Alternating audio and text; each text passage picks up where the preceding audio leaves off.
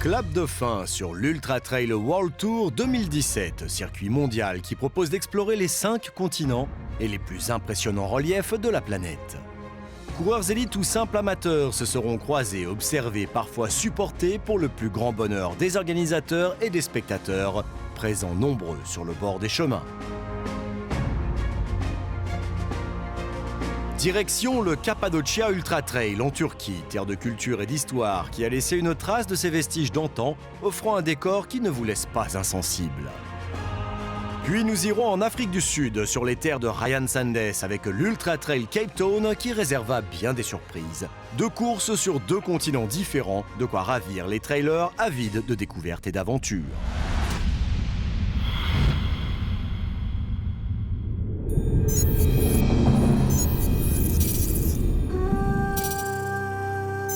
C'est en Anatolie centrale, principalement dans la province de Nevşehir, qu'est organisé le Cappadocia Ultra Trail. 3 courses au programme, 30, 60 et 119 km. Cette dernière offrant un dénivelé positif de 3970 mètres. Le relief consiste principalement en un haut plateau de plus de 1000 mètres, percé de pics volcaniques. Malgré sa 4e année d'existence, le Cappadocia Ultra Trail a été ajouté au calendrier de l'Ultra Trail World Tour cette année en tant que course officielle. De quoi ravir les organisateurs qui peaufinent les derniers préparatifs avant l'arrivée des premiers coureurs, venus récupérer leur dossard et profiter des derniers instants de détente avant le grand jour. 7 a.m. about to start the 110-kilometer race here, and if all goes as planned, we'll be coming back to the same spot in about 20 hours. I'm Steve from England. Looking forward to the run. Should be good. We are from Greece. It's our first time that we came, Athens. We are running, 2 of us, 100 kilometers, and she's running 60. We hope that we'll have a nice time. C'est à 7 h du matin, aux abords de la ville d'Urgup, qu'est donné le départ pour les quelques 1300 coureurs venus de 64 pays, au milieu d'un décor de cavités creusées dans les roches qui autrefois servaient de maison, aujourd'hui devenus vestiges historiques.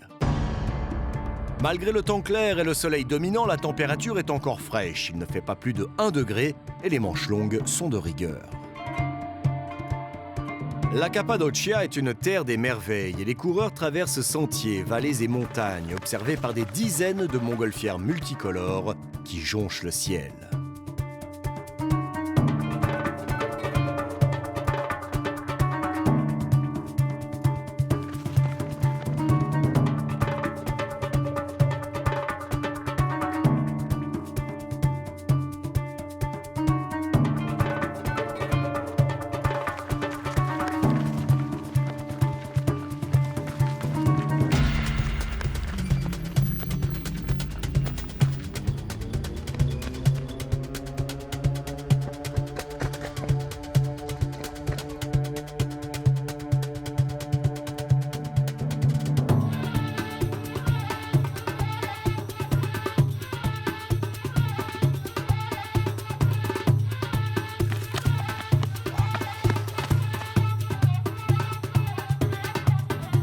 Si le rythme au départ est élevé, le terrain devenu plus technique va décanter la course et des écarts vont se creuser, si bien qu'il n'est pas rare de voir des coureurs évoluer en solitaire.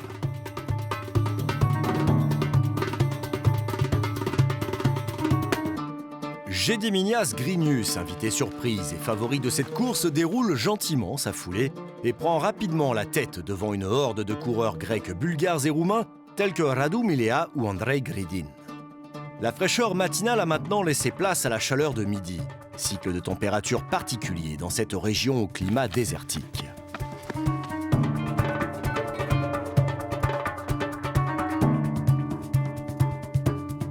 Les coureurs vont traverser la vallée des Roses, puis celle de l'Amour, donnant l'opportunité d'admirer un miracle naturel. Paysage lunaire du grand plateau offrant une vue incroyable sur les vallées et montagnes environnantes.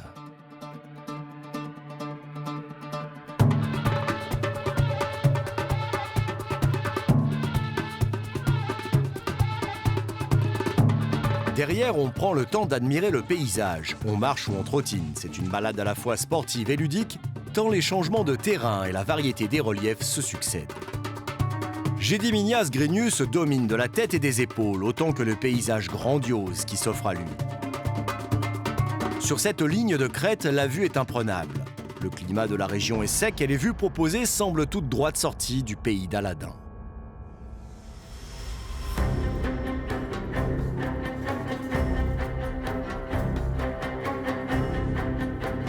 Les coureurs ont retiré manches longues et coupe-vent. La chaleur s'est installée tandis que le terrain, toujours aussi minéral, va devenir de plus en plus aride, presque désertique.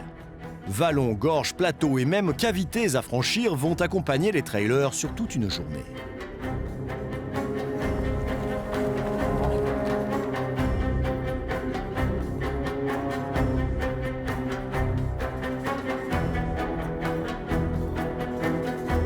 Tandis que Gediminas Grenius, venu préparer cette course depuis plusieurs jours, s'envole vers une victoire incontestable, chez les femmes, la Bulgare Maria Nikolova mène la course sans faiblir. La journée s'écoule différemment pour les coureurs, selon leur rythme, la forme du moment, la motivation, pour ne pas fléchir coûte que coûte et l'envie de repartir avec la médaille de finisher.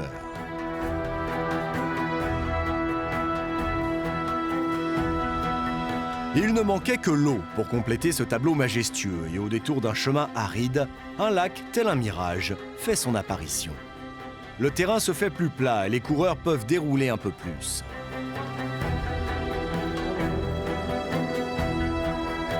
Le soleil est moins fort, mais avec les dernières difficultés, la fatigue d'une journée remplie d'efforts et forte en émotions atteigne quelque peu les organismes.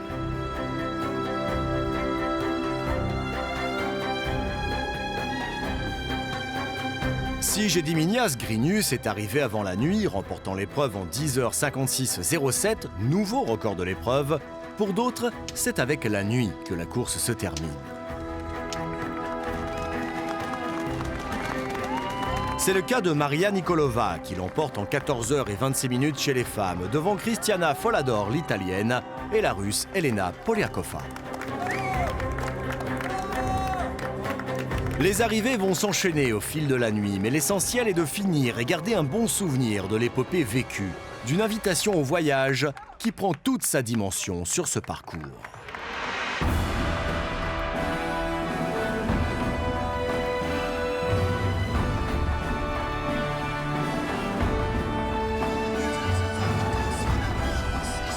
C'est le lendemain, sous un soleil toujours aussi généreux, que seront fêtés les vainqueurs de toutes les épreuves et de toutes les catégories. La foule venue nombreuse ne se lasse pas d'applaudir les vedettes d'un jour, tout sourire heureux et fier d'être sur le podium de l'une des courses de l'Ultra Trail World Tour.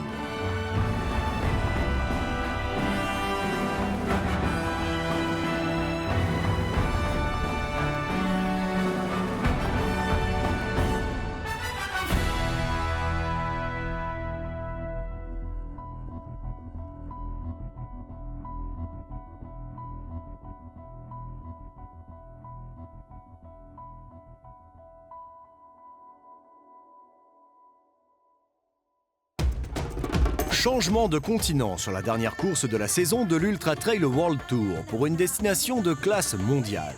Le Cap en Afrique du Sud accueille les meilleurs spécialistes de la discipline qui vont se frotter aux sentiers très techniques à travers parcs et réserves naturelles emmenés par un certain Ryan Sandes, régional de l'État. Ultra Trail Cape Town, I guess, it's fast becoming the biggest race in South Africa, and it takes place in my backyard. So I'm pretty stoked to be a part of it this year, and it's really cool to see how many international guys have come out to run it, both kind of elite and just like mid-packers that really want to experience Cape Town. So I guess that's probably the big reason. I guess I've been lucky enough to run all around the world, and I really appreciate being at home and racing at home, having family, friends here, and the whole kind of trail running community here. So yeah, just stoked to be a part of it all.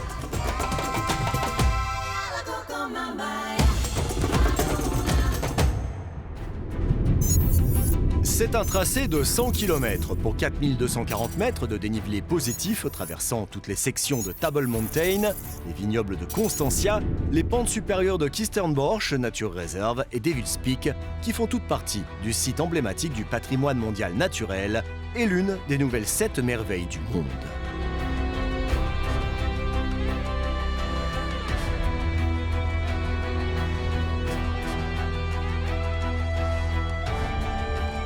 C'est à 4 h du matin que tous les athlètes se sont donné rendez-vous sur la ligne de départ avec l'objectif d'accomplir les 100 km aussi vite que possible. Ryan Sandes est le favori chez les hommes, tandis que chez les femmes, Andrea Hauser, championne Ultra Trail World Tour, est pressentie pour finir sa saison en beauté. La meute de 200 coureurs est lancée dans le centre du Cap, emmenée par un Ryan Sandes qui prend des allures de guide local.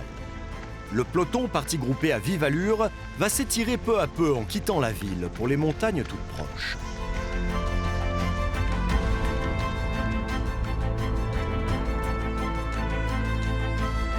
L'aube fait son apparition sur la baie du Cap et les sentiers en balcon sont des portions roulantes et rapides. Ryan Sandes mène toujours la course, accompagné de Scotty Hawker.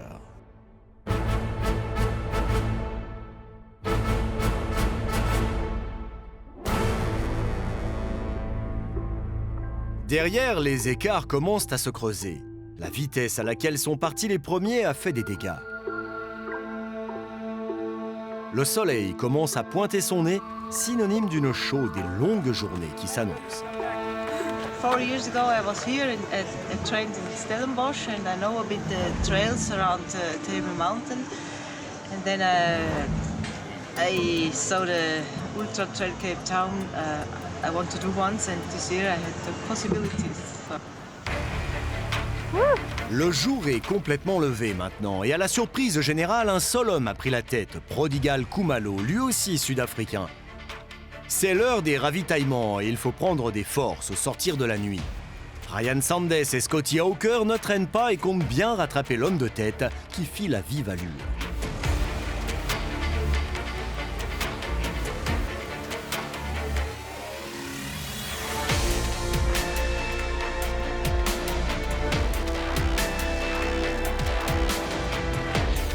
Chez les femmes, c'est la jeune Lucy Bartholomew, australienne de 21 ans, déjà vainqueur de l'Ultra Trail Australie en début de saison, qui prend les commandes de la course.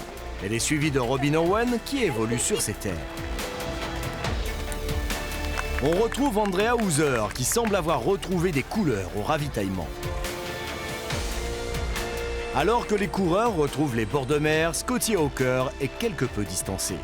I think it's quite a unique event in the sense for me and probably a lot of other athletes, we're looking at it as a kind of a faster kind of 100k race with the amount of vertical gain, but then it's quite unique because obviously the climb up to the top of Table Mountain it's a huge climb. So I think it's gonna, a race is going to suit, different athletes at different times. But for me, I'm definitely going to be trying to push hard on the climbs. It seems to be where I kind of go a bit better, but also I love climbing and pushing hard on them. So it's a sort of good chance for me to hopefully make up a wee bit of time. And it sounds like there's a lot of fast African athletes that are going to be making up a heap of time on the flat. So it's we're going to have to sort of pick and choose your battles on the race day, and it'll be interesting to see how everyone's kind of a different race tactics pan out for the final result. So. Dès lors, c'est une lutte qui s'annonce entre les 4 coureurs de tête. Prodigal Khumalo, poursuivi par Ryan Sandes, et juste derrière Scotty Hawker, lui qui est suivi par un autre Sud-Africain, Bongmusa Mtembe. Ce dernier ne pourra pas suivre le rythme et abandonnera un peu plus tard.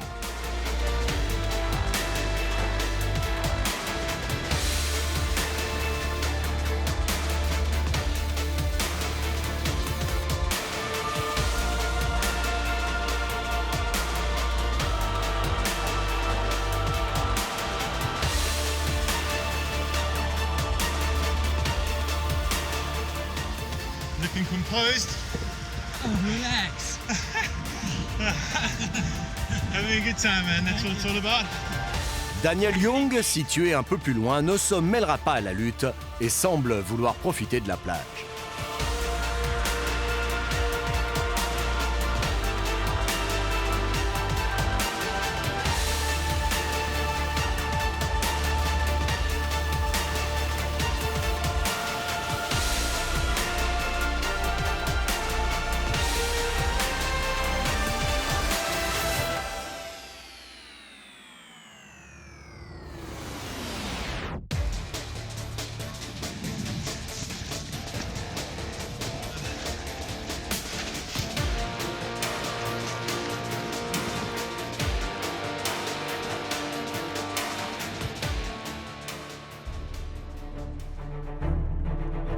Les places semblent figées maintenant. Prodigal Khumalo, qui crée la surprise, ne flanche pas et il s'envole vers une victoire certaine.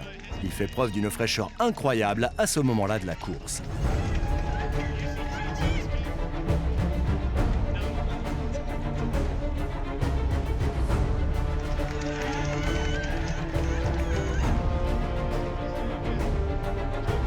Derrière, Ryan Sandes semble se résigner. Même si son rythme est soutenu, il se concentre à garder sa seconde place, menacé par le néo-zélandais Scotty Hawker, toujours très en jambes.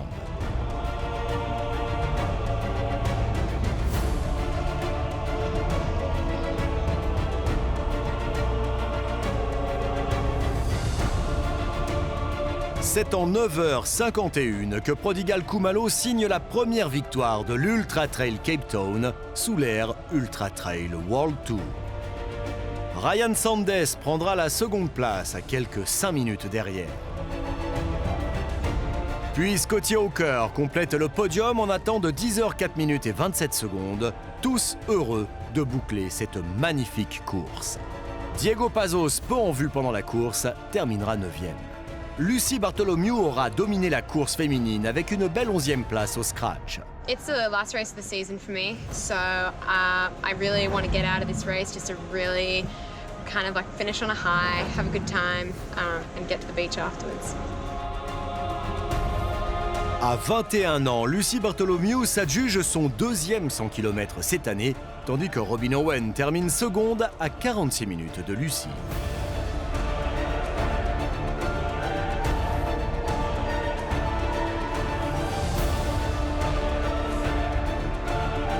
Ainsi s'achève une nouvelle saison qui nous aura fait vibrer tout au long de l'année avec 2 splendides vainqueurs que sont Andrea Hauser et François Den. Des invitations aux voyages et aux aventures extraordinaires, retour tout en images sur 2017 et le splendide circuit de l'Ultra Trail World Tour.